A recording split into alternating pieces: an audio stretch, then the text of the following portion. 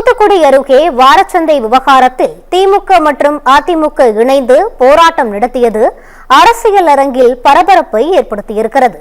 தூத்துக்குடி மாவட்டம் ஏரலில் வாரச்சந்தையில் வியாபாரிகளிடம் அதிக கட்டணம் வசூலிக்கப்படுவதாக புகார் எழுந்தது.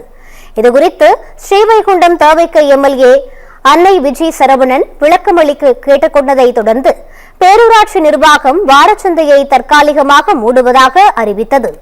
இதனால் வியாபாரிகளும் பொதுமக்களும் சிரமத்திற்கு ஆளான நிலையில் எம்எல்ஏ சரவணன் ஏற்பாட்டின் பேரில் பலத்த போலீஸ் பாதுகாப்புடன் வாரச்சந்தை மீண்டும் திறக்கப்பட்டது.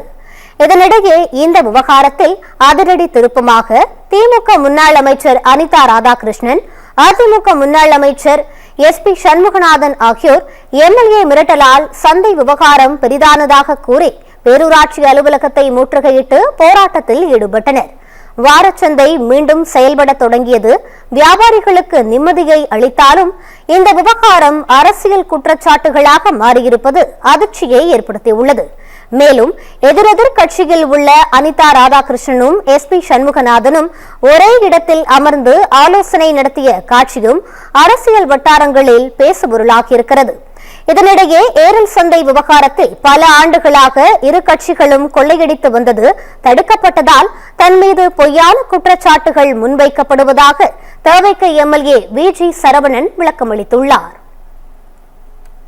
இது இப்ப தனிப்பட்ட முறையில் ஒரு கடையில வாங்குறதுக்கும் காய்கறி வாங்குறதுக்கும் இங்க வாங்கும்போது கொஞ்சம் விலை கம்மியா இருக்கும். இதனாலதான் சந்தைக்கு வராங்க. அந்த இதுல இவங்க அதிகப்படியா வாடகை வசூல் பண்றதுனால அதோட என்னது மக்கள் பாதிக்கப்படுறாங்க. 24 லட்சம் ரூபாய்க்கு டெண்டர் கொடுத்துருக்காங்க. ஆனா இங்க வசூல் பண்றதோ வாரம் 4 லட்சம் ரூபாய் வசூல் பண்றாங்க. நாங்க அதுக்கெல்லாம் முறைப்படியான ஆவணங்களை எடுத்திருக்கோம், தெளிவு இது பண்ணிருக்கோம். அதே மாதிரி இந்த மழை காலத்துல இப்ப மழை காலத்துல போன வாட்டம் இங்க பாருங்க, மழை பாதிக்கப்பட்டதுக்கும் இந்த டெண்டருக்கும் ஒன்னும் பிரச்சனை கிடையாது. ஆனா ஒரு வருஷம் எக்ஸ்டெண்ட் பண்ணிருக்காங்க. இப்படி டெண்டரை ஒரே குறிப்பிட்ட நபருக்கு மட்டும் தான் திரும்ப திரும்ப எடுக்காங்க. இவங்க முழுக்க அந்த லாப நோக்கத்துல மட்டும் தான் செயல்படுறாங்களே தவிர மக்களுக்கு நல்லது இல்ல. அதே மாதிரி இது நடக்கிறது தளபதி விஜய் ஆட்சி. இங்க எந்த ஒரு தவறான ஒரு விஷயத்தையும் நாங்க பொறுமையா பார்த்துட்டு இருக்க மாட்டோம். எத்தனை பேர்கள் எதிராக சேர்ந்தாலும் சரி, மக்களோட ஒவ்வொரு விஷயத்துக்கும் எங்களோட குரல் வலுவா இருக்கும். இங்க முறைப்படிதான் ஸ்ரீவைகுண்டம் தொகுதியில மக்களுக்கு எந்த ஒரு பிரச்சனையும் அந்த குரலை இங்க தமிழக கட்சிகளுக்கும் இருக்கு.